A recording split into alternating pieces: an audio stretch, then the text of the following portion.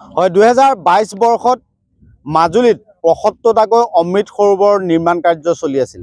অমৃত সৰোবৰ নিৰ্মাণ কাৰ্য চলোৱা হৈছিল, কিন্তু বৰ্তমান সময়ত অমৃত সৰোবৰসমূহ কি ৰূপত আছে সেই দিশখিনি কোনে পৰ্যবেক্ষণ কৰিছে।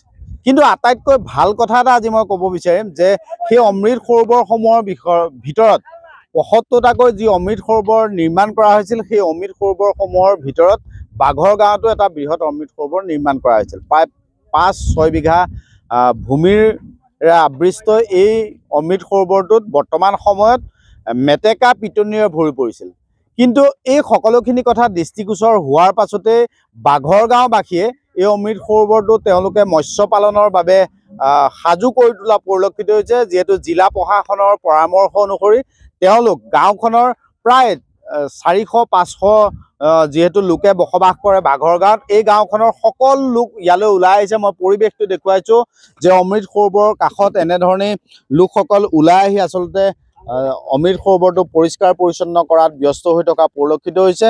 যে মই সেই পৰিৱেশটো দেখুৱাইছোঁ। যদি পুখুৰীটোৰ অমৃত সৰোবৰটোৰ চাৰিওফালে আপুনি চাই মাজভাগত যদি আমি দেখা পাব আপুনি যে ইয়াতে মেটেকা পিটনিৰে ইতিমধ্যে ভৰি পৰিছে। কিন্তু তাৰ পাছত যিসকল আচলতে আজি প্ৰায় ৩টা বছৰ দিন ধৰি অমৃত সৰোবৰটো নিৰ্মাণৰ পাছত এনেধৰণে পৰি ৰৈছিল, কিন্তু গাঁওবাসীয়ে এই অমৃত সৰোবৰটোকে অমৃত উলিওৱাৰ মানসেৰে তেওঁলোকে মৎস্য পালনৰ দিশে আগবঢ়াৰ মানসিকতা গ্ৰহণ কৰিছে। আৰু এইদৰে গাঁওখনৰ সকলো যুৱকসকল সকলো লোক ওলাই অহা পৰিলক্ষিত হৈছে, মহিলাসকলো ওলাই আহিছে। মই অকণমান মন্তব্য লৈ ল'ম পোনে পোনে আচলতে কি ক'ব এই মুহূৰ্তত। এটা সুন্দৰ পদক্ষেপ গ্ৰহণ কৰিছে বুলি ক'ব লাগিব। কি ক'ব এই মুহূৰ্তত? আমাৰ নিউজ চেনেলৰ জৰিয়তে আপোনাক পাহৰগাঁও অমৃত সৰোবৰটি আপুনি পৰ্যবেক্ষণ কৰাৰ ক্ষেত্ৰত আপোনাক ধন্যবাদ দিছোঁ। লগতে এই অমৃত সৰোবৰটি আমি যিধৰণে পৰিচালনা কৰিছোঁ সেইধৰণে মৎস্য পালন দি অদূৰ ভৱিষ্যতে আমাৰ যুৱ প্ৰজন্মৰ পৰা ধৰি আমাৰ সকলোৱে উন্নতি হকে আমি কাম ৰাইজে হকে লাগিছোঁ। দ্বিতীয় কথা হ'ল কি, এই অমৃত সৰোবৰটি যদি কোনোবাই আমাৰ মৎস্য পালনৰ ক্ষেত্ৰত বাধা দিয়ে, তেতিয়াহ'লে আমি সেই সমূহ ৰাইজে যিখিনি আমি কষ্ট কৰিছোঁ সেই কষ্টৰ বিনিময়ত আমি উপায়ন্তৰ হৈ যদি কোনোবা ব্যক্তিয়ে যদি আমাক হস্তক্ষেপ কৰে, বাধা আৰোপ কৰে, তেনেহ'লে আমি ওপৰ মহলৰ পৰা আমি পৰামৰ্শ লোৱা আমি সিদ্ধান্ত লৈছোঁ। এতিয়া ৰাইজৰ সকলো লোক ইয়ালৈ ওলাই আহিছে, আপোনাৰ গাঁৱৰ সকলো ওলাই আহিছে। আচলতে সেই পৰিৱেশটো মই দেখুৱাইছোঁ যে এনেধৰণে লোকসকল ওলাই অহা পৰিলক্ষিত হৈছে। আৰু প্ৰত্যেকেই অমৃত সৰোবৰটো পৰিষ্কাৰ কৰি ইয়াতে মৎস্য পালনৰ ব্যৱস্থা কৰা পৰিলক্ষিত হৈছে। লোক আছে, মই মন্তব্য লৈ ল'ম। কি ক'ব এই মুহূৰ্তত?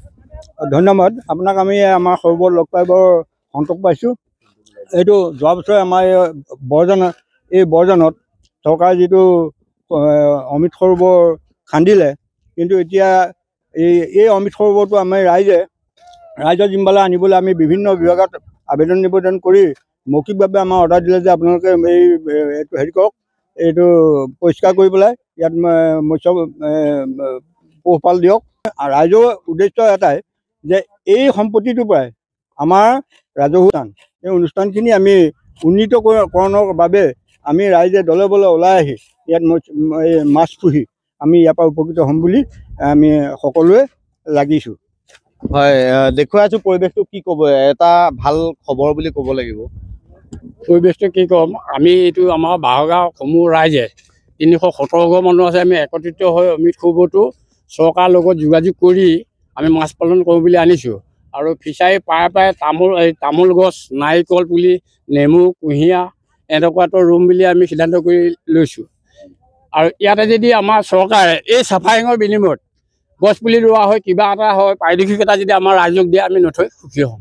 আচলতে সেই পৰিৱেশটো দেখুৱাবলৈ চেষ্টা কৰিলোঁ। এনেধৰণে মই পৰিৱেশটো দেখুৱাইছোঁ যে তেওঁ জানিবলৈ দিছে যে গাঁওখনত প্ৰায় ৩১৭ ঘৰ মানুহ আছে, আৰু ৩১৭ ঘৰ মানুহৰ প্ৰতিজন ব্যক্তিয়ে ইয়ালৈ ওলাই আহিছে, আৰু প্ৰত্যেকেই ওলাই আহি অমৃত সৰোবৰটো পৰিষ্কাৰ কৰা পৰিলক্ষিত হৈছে। আৰু ইয়াৰ উদ্দেশ্য আৰু লক্ষ্য এটাই যে যিসকল গাঁৱৰ যুৱকসকল আছে, গাঁৱত যিহেতু কেইবাটাও অনুষ্ঠান আছে, এইসমূহ পৰিচালনা কৰাৰ ক্ষেত্ৰত আৰ্থিকভাৱে গাঁওখনক সচ্ছল কৰাৰ বাবে আচলতে তেওঁলোকে অমৃত সৰোবৰত মৎস্য পালনৰ দৰে এটা সুন্দৰ ব্যৱস্থা বা সুন্দৰ চিন্তাৰে তেওঁলোক আগবঢ়া পৰিলক্ষিত হৈছে। আমি সামগ্ৰিকভাৱে বাঘৰ গাঁৱৰ অমৃত সৰোবৰৰ পৰা পৰিৱেশটো দেখুৱাবলৈ চেষ্টা কৰিলোঁ।